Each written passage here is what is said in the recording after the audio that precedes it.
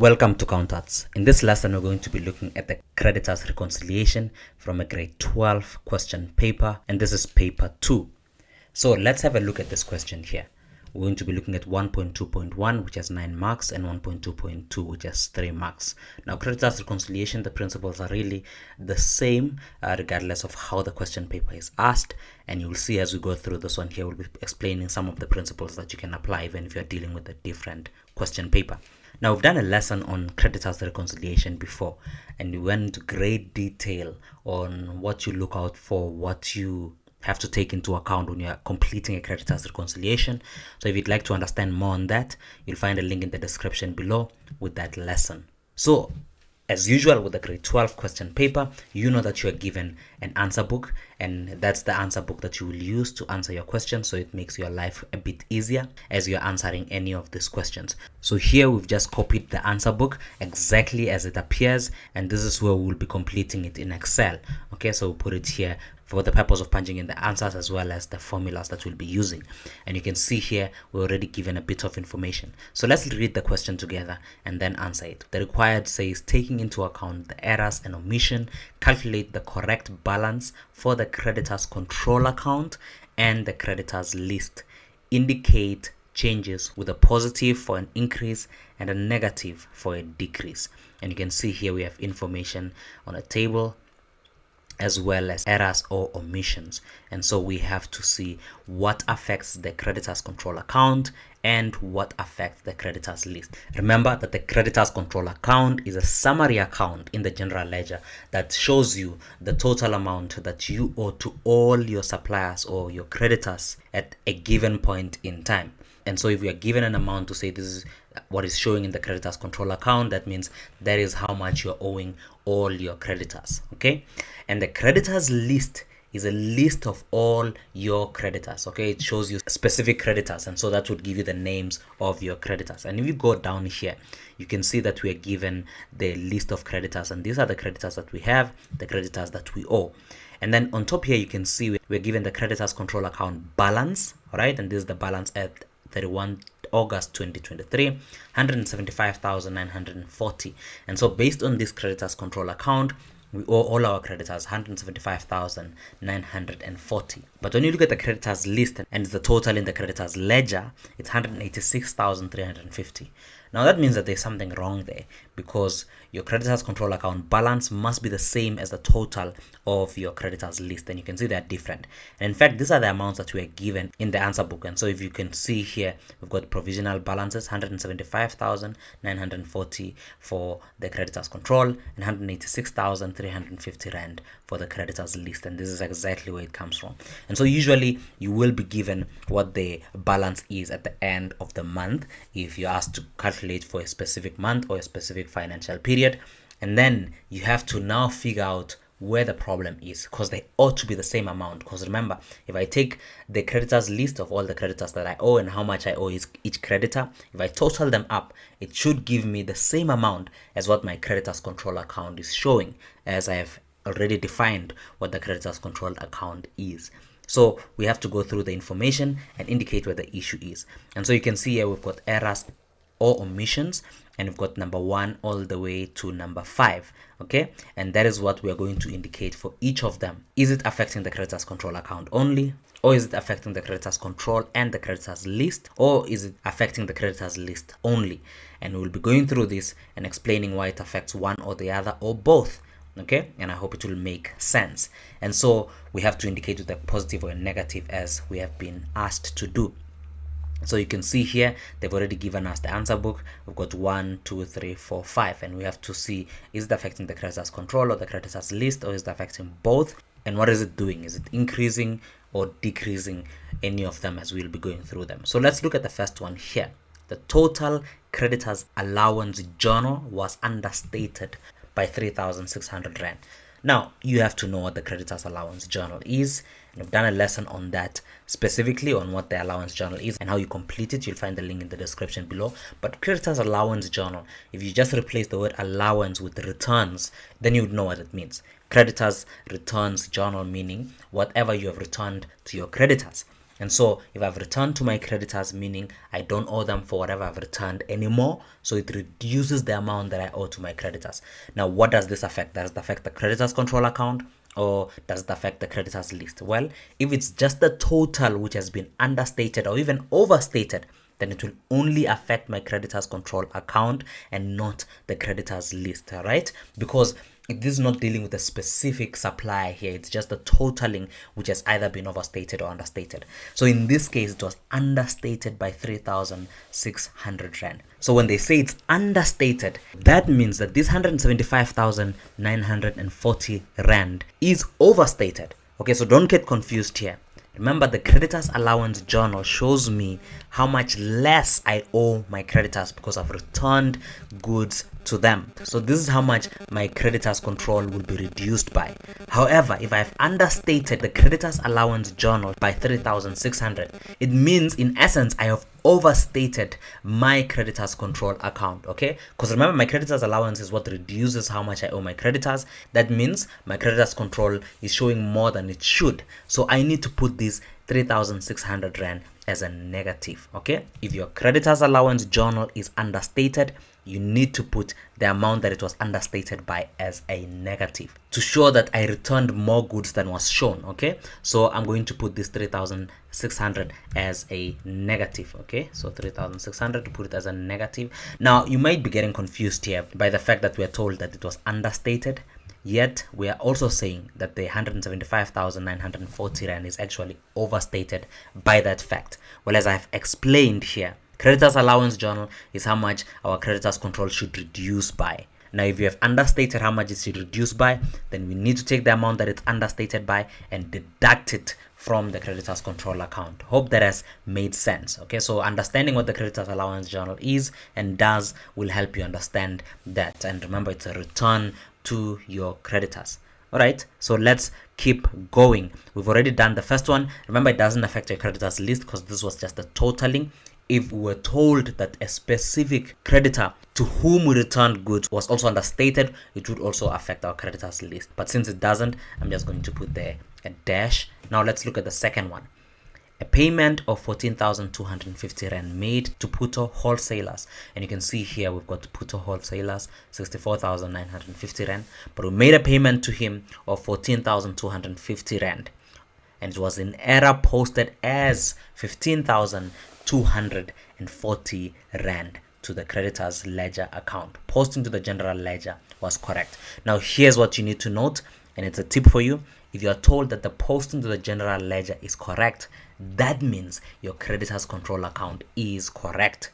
However, the creditors list is incorrect here because we posted a bigger amount than we should have. Okay, so we paid 14,250 Rand, but we stated that we actually paid him more. So based on that fact, we actually need to reinstate the difference between the 14,250 and the 15,240 Rand. Remember, we posted it as if we paid him more. That means we owe him less now because we thought we paid him more, but we actually paid him less than that. And so we need to put back whatever the difference is. And so let's look at the difference here.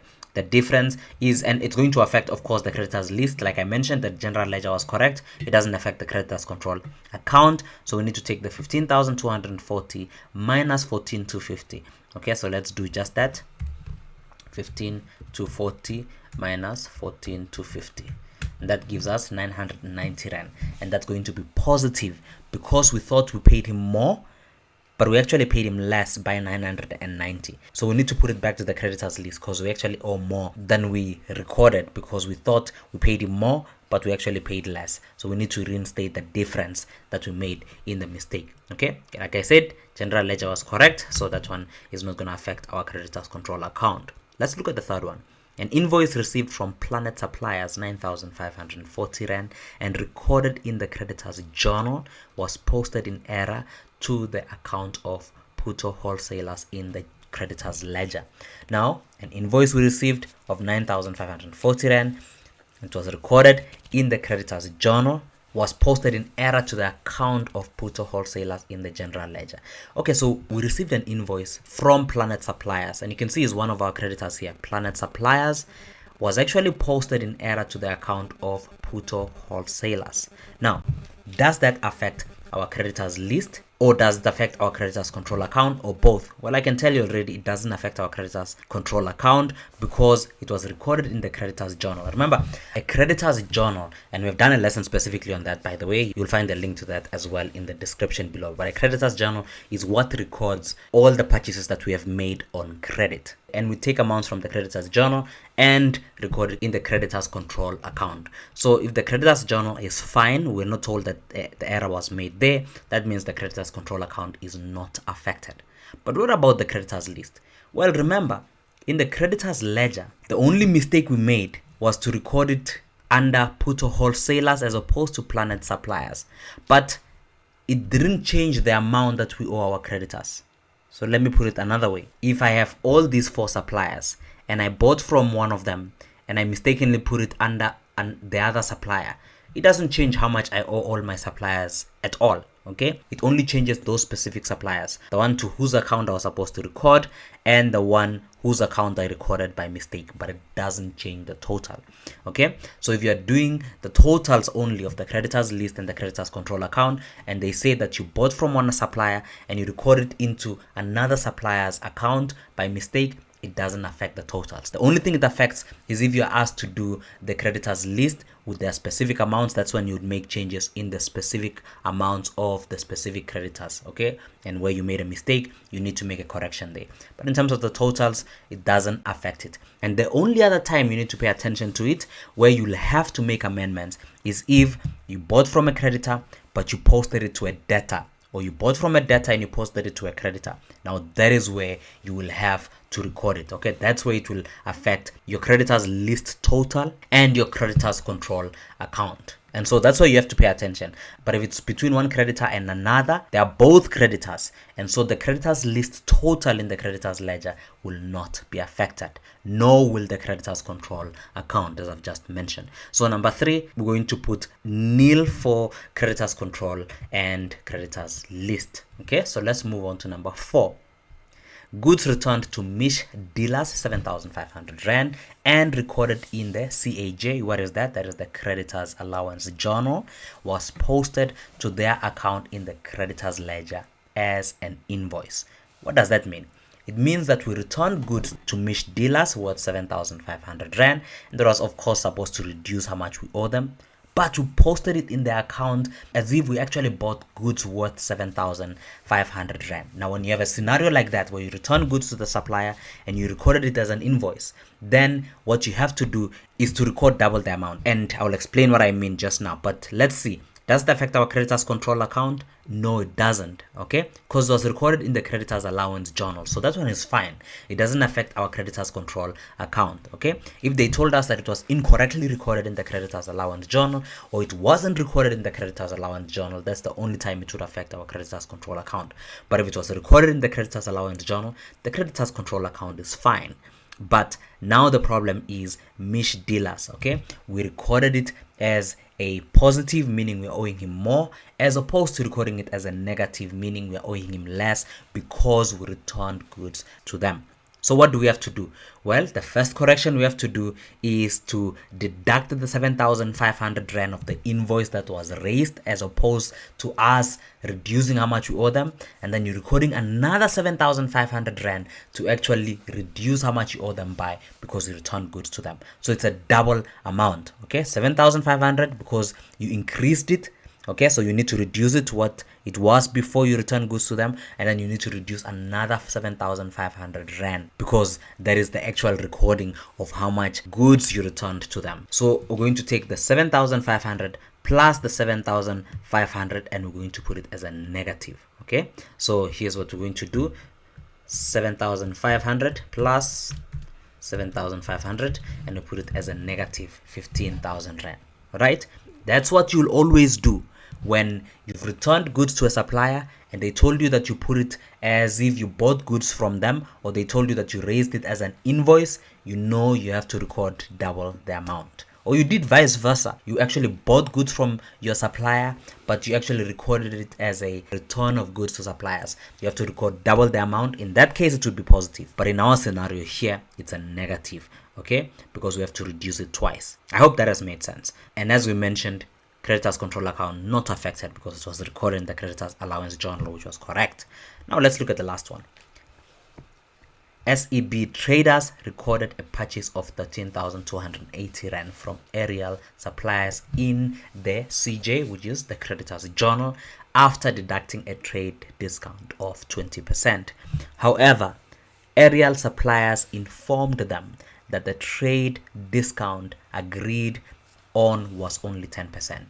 Now, of course, who's SEB traders and who's aerial suppliers? Well, we can see on top here that we are SEB traders. You can see here SEB traders, okay, and you can see also here the information relates to SEB traders for August 2023. And who is aerial suppliers? That is one of our creditors here, okay. So it's also good to note who is who here.